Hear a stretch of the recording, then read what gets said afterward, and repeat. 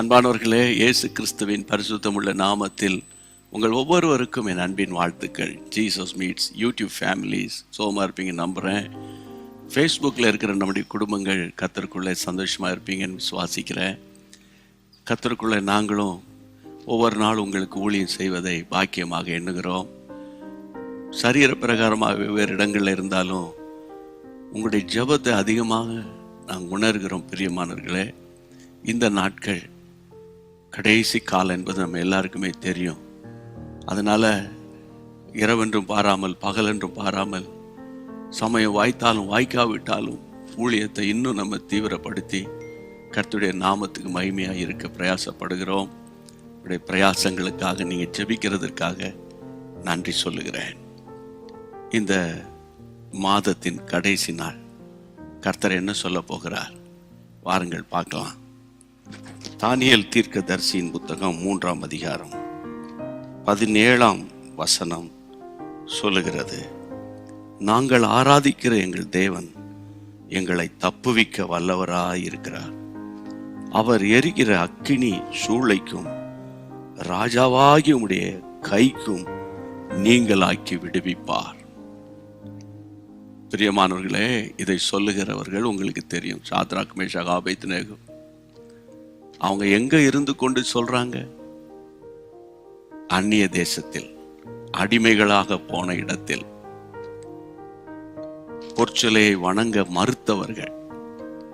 பொற்சிலையை நாங்க வணங்க முடியாது, எங்கள் தேவன் எங்களோடு இருக்கிறார், அவர் இஸ்ரவேலின் தேவன், தேவன் ஒருவரே கர்த்தர், வேறு ஒருவரும் இல்லை. இந்த வானத்திற்கு கீழே பூமிக்கு மேலே கர்த்தருடைய நாமமே அல்லாமல் வேறு எந்த நாமமும் கட்டளப்படவில்லை. ஆண்டவருக்கு மகிமை உண்டாவதாக.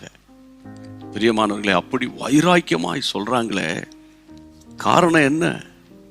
காரணம் என்ன?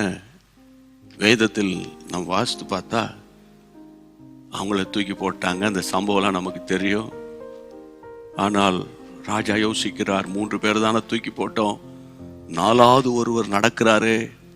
வசனம் சொல்லுகிறது, 4ஆம் ஆளின் சாயல் தேவ புத்திரருக்கு ஒப்பாய் இருக்கிறது. ஆமென். அதுதான் கர்த்தருடைய ஆவியானவர். பிரியமானவர்களே, இந்த நாட்களில் வைராக்கியத்தின் ஆவியானவர் உங்களுக்குள்ளே இருக்கும்போது அவர் உங்களை சும்மா விடுவார் நினைக்கிறீங்களா? பல நெருக்கத்தின் வழியா போனாலும், அக்கினியின் வழியா போனாங்க, ஆனா அக்கினி அவர்களை மேற்கொள்ளவில்லை. காரணம், அவர்களுக்குள்ளே ஒரு அக்கினி இருக்கிறது. அந்த பரலோக அக்கினி உலக அக்கினியை மேற்கொண்டோம். கர்த்தருடைய நாமத்தில் சொல்றேன், யாராவது நெருக்கத்தின் வழியா போய் கொண்டிருந்தீங்கன்னா அந்த நெருக்கத்துல தேவனுடைய கரம் உங்களோடு கூட இருக்க போகிறது. கர்த்தருக்குள்ளே சந்தோஷமா இருங்க. ஆனா உங்க வைராக்கியத்தை விட்டுறாதீங்க. நீங்க வைராக்கியம் பாராட்ட பாராட்ட பாராட்ட ஒருவேளை அக்கினி சூளை வராது என்று வேதம் சொல்லவில்லை, வரலாம். அந்த அக்கினி சூளைக்குள்ளே தேவனோடு நீங்க உலாவுகிறதை ராஜா பார்த்தார். அதாவது உலக ராஜா பார்த்தார். இந்த நாட்களில் ஏதாயிலும் போராட்டத்தோடு போறீங்களா? பரலோக ராஜா பார்ப்பார். Amen. Well done my son, well done my daughter என்று உங்களை பார்த்து சொல்லுவார்.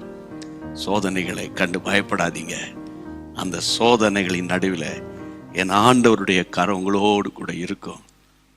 மட்டுமல்ல, வேதம் சொல்லுகிறது அவர்களுக்கு உயர்வு வந்தது. ஆமா, உங்க லைஃப்ல வருகிற ஒவ்வொரு போராட்டத்துக்கு பின்னால் ஒரு உயர்வு வரும். இன்னைக்கு ஏதாவது பிரச்சனையா, அதுக்கு பின்னால் ஒரு மேன்மை இருக்கு.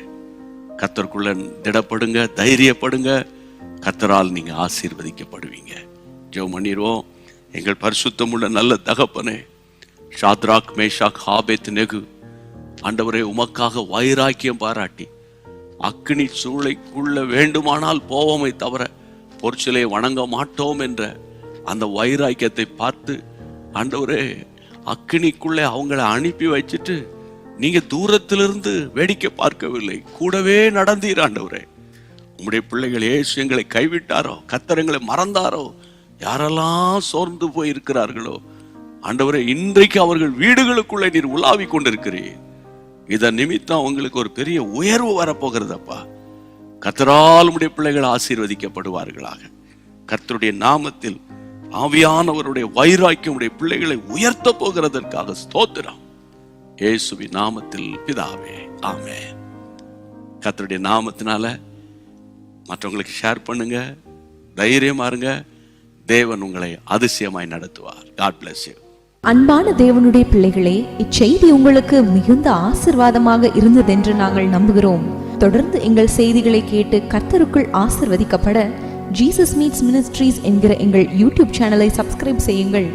மேலும் உங்கள் ஜெப உதவிக்கு எங்களோடு நீங்கள் தொடர்பு கொள்ள வேண்டிய தொலைபேசி எண் 9841252836 மற்றும் 7299546363. Email gpsrobinson@hotmail.com. கர்த்தர் உங்களை ஆசீர்வதிப்பாராக.